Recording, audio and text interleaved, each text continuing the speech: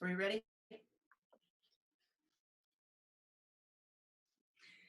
So if you are just tuning in with us, you're tuning into our weekly press briefing with Jason Salzman. He is the press secretary of the Muskogee Creek Nation.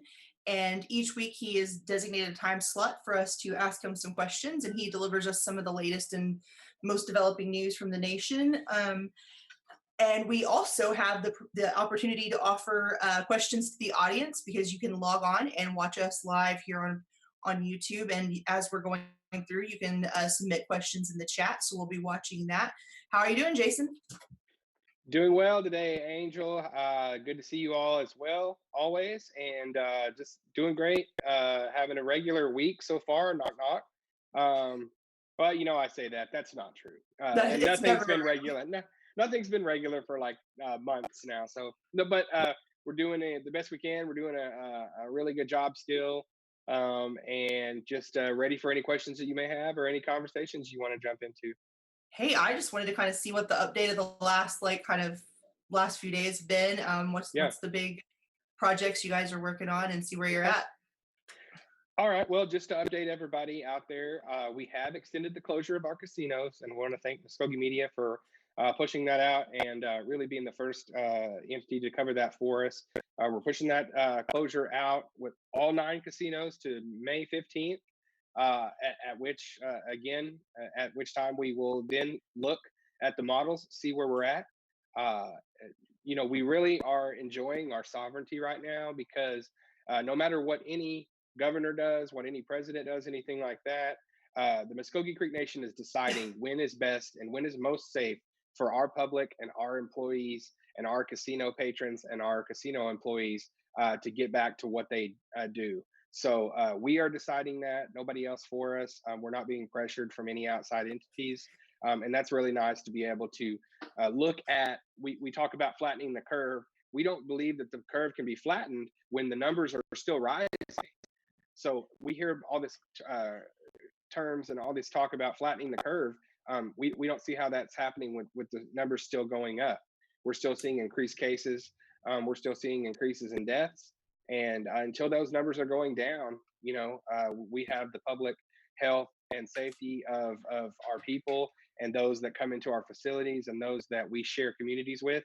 That's our top priority, and it's not going to change. You were mentioning the numbers going up. I just pulled the state health department's numbers: 130 new cases of COVID-19 in the last 24 hours since they reported yesterday around noon. So it is arcing upward right now. You're definitely correct there. And I've been working on a little bit of my own little column that I was writing on the values of the tribe, and how listening to what the governor says about the economy, or the president or whatever says about economy, that isn't a factor in the choices of this leadership in our nation right now. And that's kind of refreshing to have guidance coming from medical professionals, and instead of just politicians, if you will.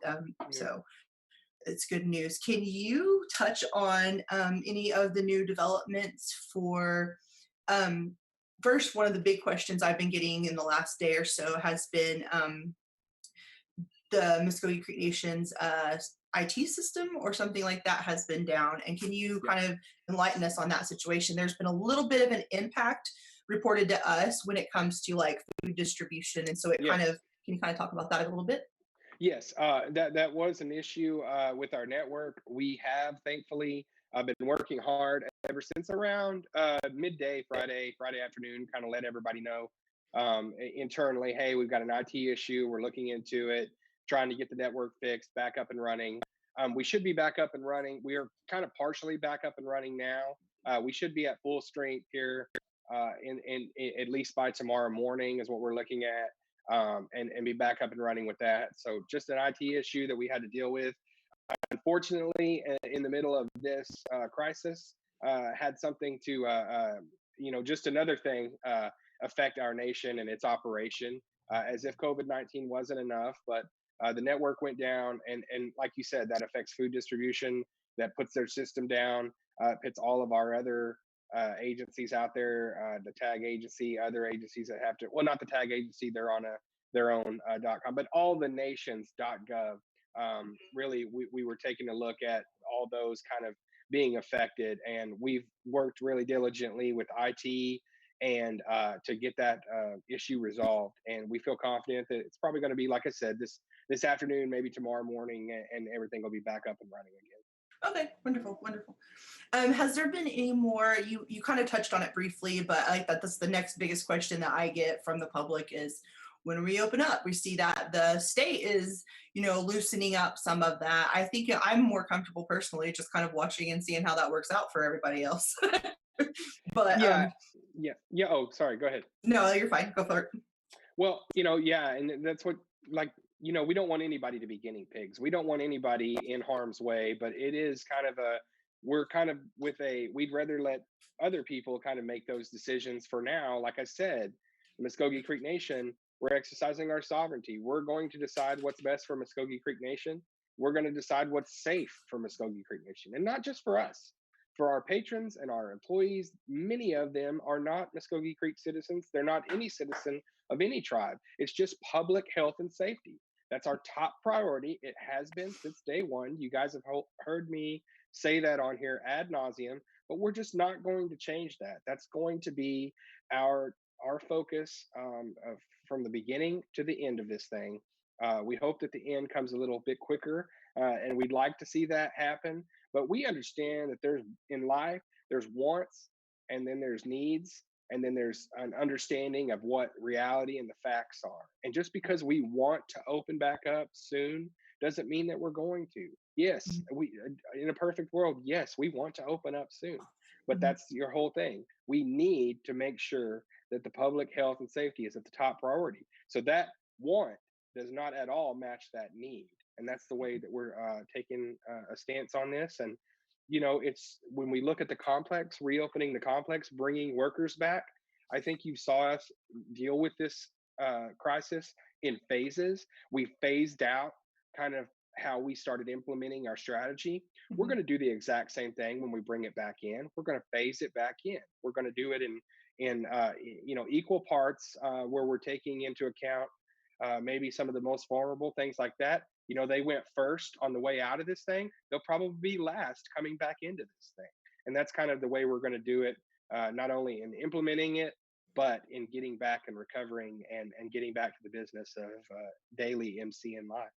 I know that some of our boards are kind of always monitoring the situation, and I know that the gaming board is meeting, and kind of regularly assessing what their plans are. And we did do the story where they extended that pay for the employees until the 15th. And then I know we have the courts kind of monitoring when they want to go back and open. I believe the last report we got from them or communication saying that May 4th would be a day that they kind of reanalyze the situation.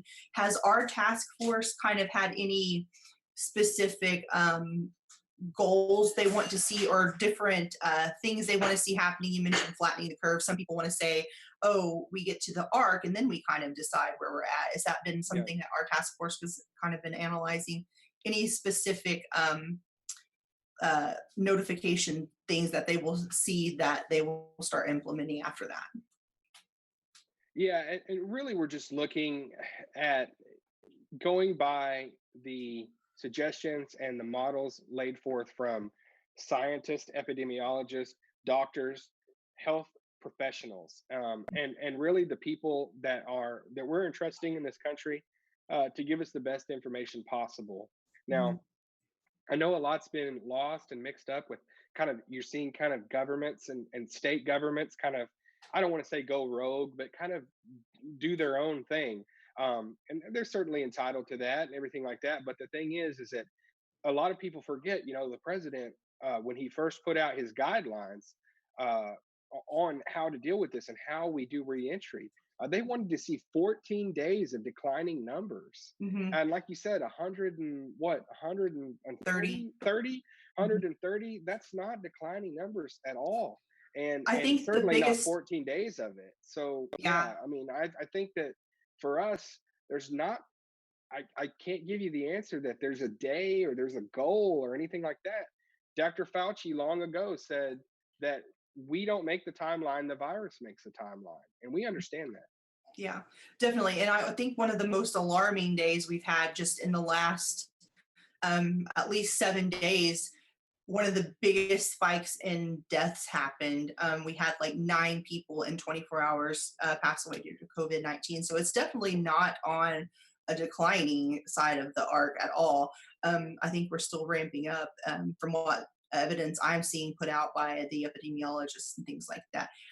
Moving on from reopening to emergency management has been like a topic we've heard a little bit of questions about. We've seen a little legislation come through. Can you give us like a status update on emergency management? Um, some folks are kind of asking us, hey, well, what is emergency management doing at this time?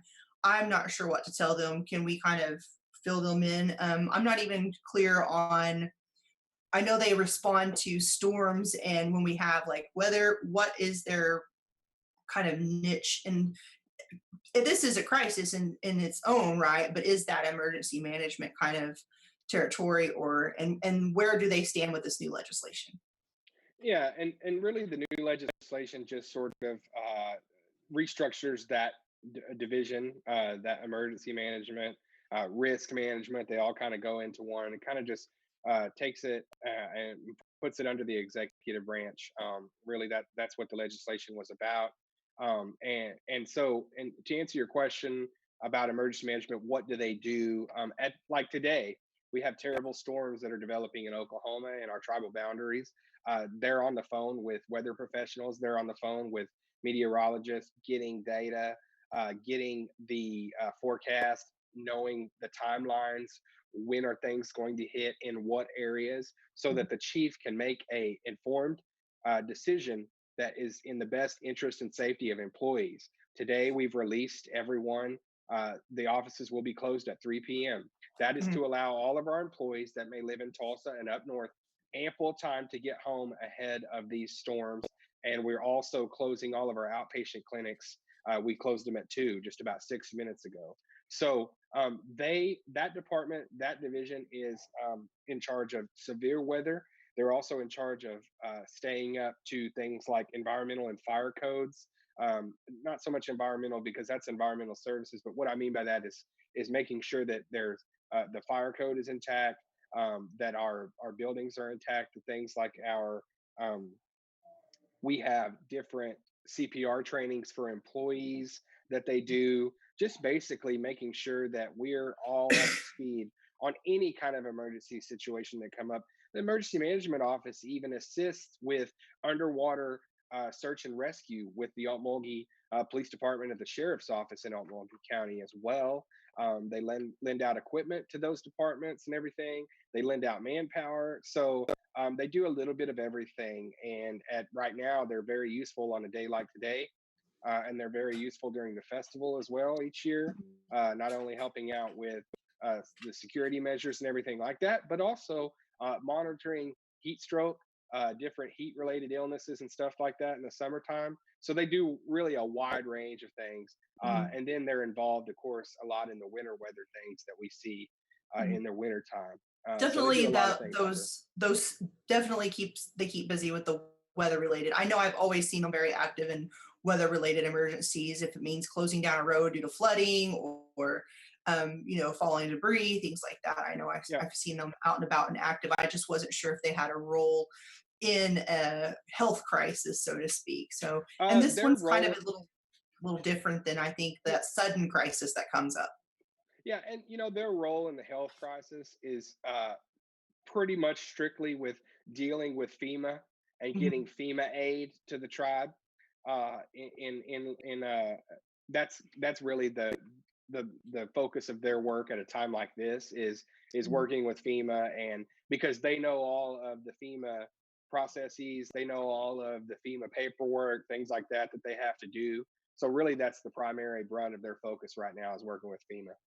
Okay.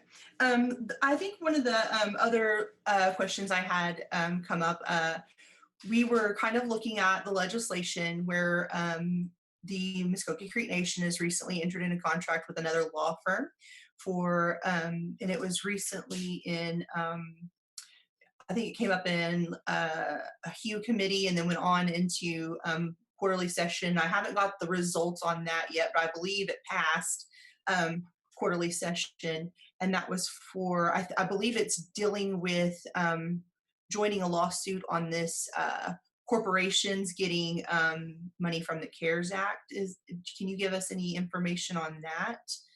Um, Uh, you want information on the corporations and the CARES Act, or the I think specific lawsuit that you're talking about? I think that we've had you kind of explain the CARES Act and how there's these Alaskan corporations included in that. And from what I understood, there have been some tribes that have been joining a lawsuit in order to advocate for the small businesses to be able to obtain some of those funds. And it looked like, can you confirm or let us know if the Muskogee Creek Nation is joining in on that one? No, I can't confirm that right now. But I know that those lawsuits have proven fruitful so far. Last night we had a message come in that a federal court ruling, um, went in the favor of tribes over corporations, and so that was a really nice step to see at this point, because we were wondering about, are they going to let that pool be shared with ANCs and tribes and everything like that? Well, by the letter of the law, it's supposed to be tribal governments as they are identified. And that was kind of the big problem, right? Well, yesterday, in the big news was the judge, of course, a federal judge ruled yesterday evening, actually. So this was the first loss in court for the government, and how the administration officials are managing the billions of dollars in the CARES Act. Mm-hmm. So I think that the tribes around the country that were watching that news were pretty pleased with that ruling for sure. Um, Okay. I can't say that we won't get involved in any lawsuit regarding this, but at this point, I wouldn't feel comfortable talking about any kind of litigation or anything like that. Perfect. Okay. Thank you. Is there anything coming up in the near future that we should be looking out for coming down the pipe? What's the next thing that you guys are devoting energy and resources to kind of bring us up to date? Yeah, and I think the good thing is, the positive thing is we have started having the conversations of what does a slow phase one of reopening or reoperation look like here Mhm. at the complex. We have had those conversations. We're talking with the task force daily, and those are decisions that are going to be made, as I've said. But I'll say it again, just to drive home the importance of this. Is those are conversations that are going to begin and end with the main focus being health and public safety. And does our desire and our want to get back to normalcy, does it fit what the models are showing us? So we're starting to have those conversations, but we're still a little ways off. And I think what we want to see is, like I said, that number start to come down, not just flatten, but come on down. And so for us, right now, the probably the most up to date, or here's what's right on the horizon, is some of the casino news, some of the casino decisions that will be made coming up here in just a couple weeks. um, so that's kind of what's on the horizon for us as far as just big talk, anything like that. I know that we're excited to be working in collaboration and in lockstep with the Intertribal Council on a lot of big issues. Chief amongst them are making sure that the CARES Act is distributed properly, and is distributed by congressional definition of Indian tribes, Indian governments. We're going to continue to push on that front. We have sent, like I said, the letter to the Treasury. So those are all things that we're excited to see continue. We've really seen a lot of really good cohesiveness with the five tribes. We're finding that we're very, very strong when we're united, and when we are and consolidating our efforts together. So those are some things that I'm really excited about.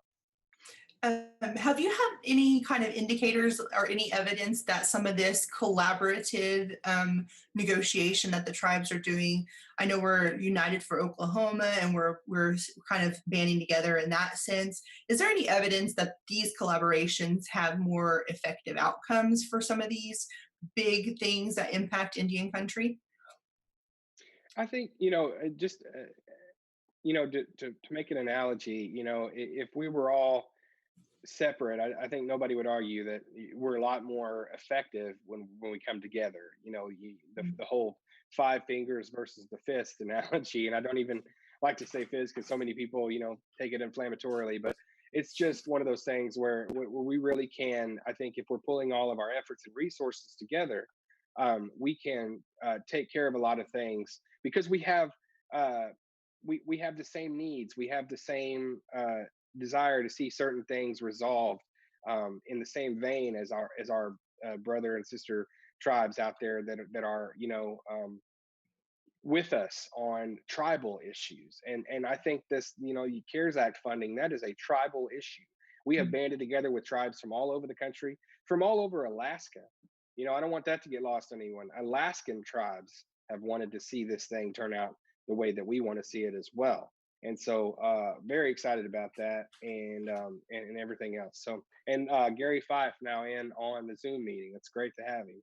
Yeah, you stole my line, Jason. Oh, I'm You're so sorry. used to playing host. Now, Gary's joining us here, and I believe he has a few questions for you as well. Sure. Gary, can he hear us? I'm not sure Hello, if you Gary. can really hear. There he Oh, is. there he is. Can you hear us, Gary? Maybe he's got an audio issue. He may have But an I do audio know that issue. It's all right. he It was happens. wanting to ask some questions about. Okay. I can't remember exactly what the topic was, but that's why he's here to kind of deliver us in. And he had some Okay. questions that he wanted to kind of share on the radio program as well. Gary, can you hear us? Nope, we're gone dark. That's okay. Well, I That's think these type of things happen, but it's one of those things where I think maybe he can probably uh maybe text it to Jared, something like that, and get in our we ears about can it or piggyback whatever. him some audio and he can come out with something he can use. But I wanted to Yeah. just thank you, Jason. Unless you have Yeah. anything else to update us on, I believe that's all my questions for today. It's kind of a short session. We're trying to get you out of there so you can beat the weather too. Yeah, So and I think that's a great comment by one of our viewers today here, Ty Prole. He says, "United we bargain, divided we beg," or he or she. I don't know. I don't know their. I don't know the gender, but united we bargain, divided we beg. That's a great way to put it. And I want to thank that individual and as well as Brian Pryor, seeing he is joining us as well. Love seeing people jump in and take part in these conversations and really care about what their tribal government is doing here at Muskogee Creek Nation. And we're going to remain available. We're going to remain transparent, and that's what this is all about for Muskogee Media. You guys doing a great job down there, and I'll continue to be here to answer any and everything that you have to ask. well, we appreciate it so much, Jason, and we will Yeah. let you kind of roll out and get ahead of the thunderstorms and things developing out there. Thanks again for joining us. Thanks for everybody watching. Share it. Tell your friends you can ask live questions, and we'll keep rocking and rolling next week. See Yeah. ya. Everybody stay safe. Thank you. Mhm.